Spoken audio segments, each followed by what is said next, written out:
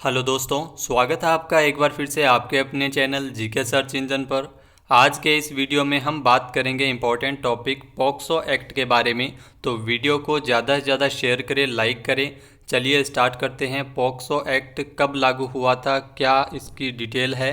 तो POCSO act है, जो कानून है पॉक्सो, वो यौन अपराधों से बच्चों का संरक्षण करने संबंधी ये अधिनियम है।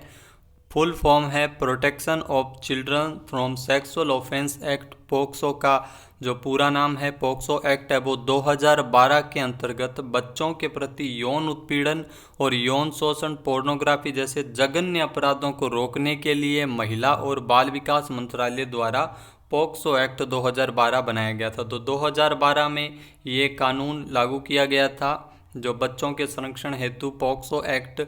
आइए जानते हैं इम्पोर्टेंट फैक्ट्स। तो पोक्सो कानून क्या है। तो पोक्सो कानून the protection of children from sexual offence act 2012 में ये बच्चों के प्रति यौन उत्पीड़न, यौन शोषण, पोर्नोग्राफी जैसे जघन्य अपराधों को रोकने के लिए महिला एवं बाल विकास मंत्रालय द्वारा बनाया गया था।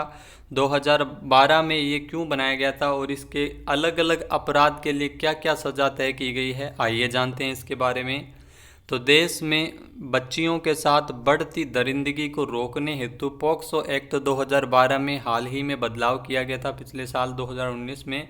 अब 12 साल तक की बच्ची से रेप के दोषियों को मौत की सज़ा मिल सकेगी।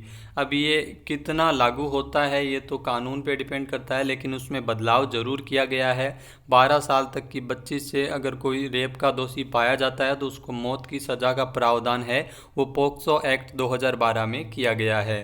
पॉक्सो अधिनियम की धारा 7 और 8 के तहत वो मामले पंजीकृत किए जाते हैं जिसमें बच्चों के गुप्तांग से छेड़छाड़ की जाती है, और इस धारा के आरोपियों पर अगर दोष सिद्ध हो जाते हैं तो 5 से 7 साल तक की सज़ा और जुर्माना दोनों हो सकता है। तो ये धारा 7 और 8 के तहत ये मामले हैं वो पंजीकृत किए जाते हैं। साथ ही साथ आपको बता दें कि इस एक्ट को बनाना इसीलिए भी ज़रूरी हो गया था क्योंकि बच्चे बहुत ही मासूम होते हैं और आसानी से लोगों के बहकावे में आ जाते हैं। कई बार तो बच्चे डर के कारण उनके साथ हुए यौन शोषण को माता पिता को भी नहीं बता पाते हैं। तो इसको देखते हुए पॉक्सो एक्ट 2012 बनाया गया था, लागू किया गया था। आइए जानते हैं इम्पोर्टेंट जो प्रावधान है इस एक्ट के बारे में।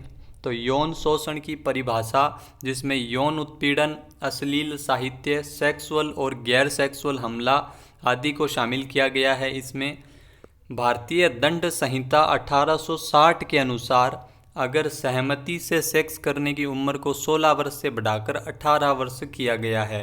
18 वर्ष से कम उम्र के बीच अगर कोई सेक्स करता पाया जाता है, अगर कोई ज़बरदस्ती सेक्स करता है तो इसे दंडनीय अपराध माना गया है। यदि कोई व्यक्ति या एक बच्चा किसी अन्य बच्चे के साथ सहमति या बिना सहमति के यौन कृत्य करता है तो उसको पॉक्सो एक्ट के अनुसार सज़ा मिलती है। तो ये प्रावधान है। दूसरा है, यदि कोई पति या पत्नी 18 साल से कम उम्र के जीवन साथी के साथ यौन कृत्य करता है तो यह भी अपराध की श्रेणी में आता है और उस पर मुकदमा चलाया जा सकता है। तो 18 वर्ष जो निर्धारित की गई है उम्र, तो आयु सीमा है। अगर उससे कम उम्र के जीवन साथी की अगर उससे के यौन कृत्य करता है तो इसे अपराध की श्रेणी में माना गया है। इसके साथ साथ ये दूसरे नंबर पे है इस अधिनियम में, पूरे भारत पे यह अधिनियम लागू होता है। 18 वर्ष से कम उम्र के बच्चों को यौन अपराधों के खिलाफ संरक्षण प्रदान करता है पॉक्सो एक्ट। पॉक्सो कानून के तहत सभी अपराधों की सुनवाई एक विशेष न्यायालय द्वारा कैमरे के सामने बच्चे के माता पिता या जिन लोगों पर बच्चा भरोसा करता है उनकी उपस्थिति में कोशिश की जाती है जो सुनवाई की। तो सुनवाई भी गोपनीय होती है और जो माता पिता है उनके समक्ष ही न्यायालय है वो विशेष रूप से सुनवाई करता है। साथ ही साथ आपको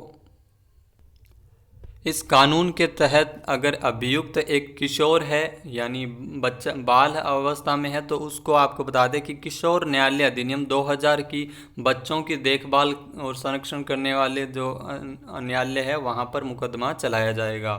साथ ही साथ यदि पीड़ित बच्चा विकलांग है और मानसिक रूप से शारीरिक रूप से बीमार है तो उसे विशेष अदालत में उसकी गवाही को रिकॉर्ड करने के लिए अन्य आपको बता दें कि दुभाषिया या कोई ट्रांसलेटर या शिक्षक की सहायता लेनी पड़ सकती है। तो अगर विकलांग व्यक्ति है आरोपी तो उसके लिए अलग से इसमें प्रावधान किए गए हैं।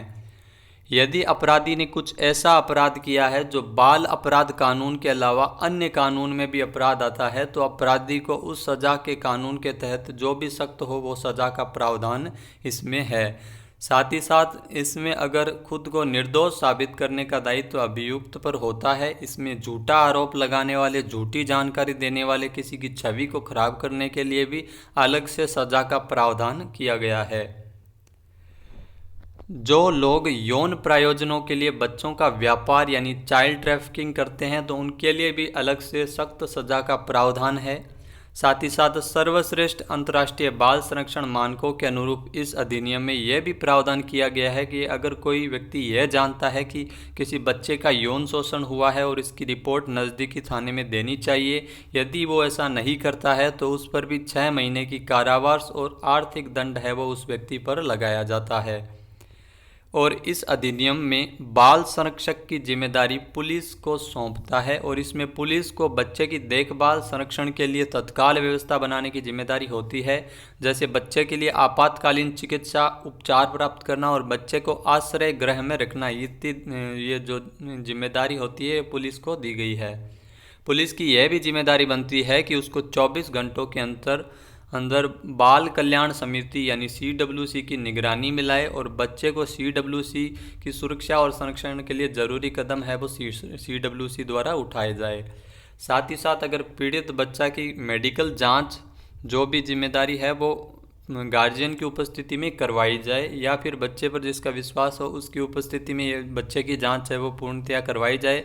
बच्चे की जांच मेडिकल जो करवाया जाए चिकित्सा वो महिला चिकित्सक द्वारा करवाई जानी चाहिए, ये भी प्रावधान इसमें दिया गया है।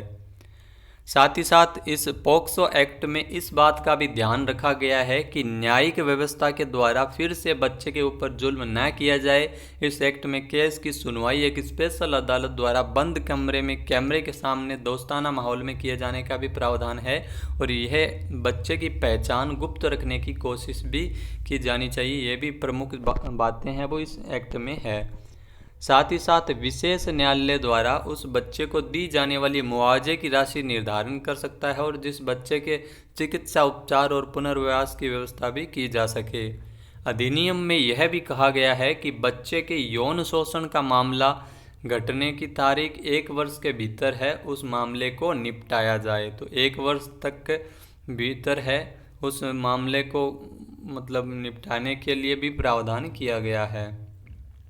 सरकार द्वारा बच्चों के यौन शोषण के लिए पॉक्सो एक्ट में किया गया प्रावधान 2012 में जो ये एक्ट लागू किया गया था, लेकिन अभी 12 वर्ष तक के अगर बच्चों के साथ यौन शोषण होता है तो इसके लिए फांसी की सज़ा, मृत्युदंड भी दिया जा सकता है। ये महत्वपूर्ण चेंजेस है वो किए थे।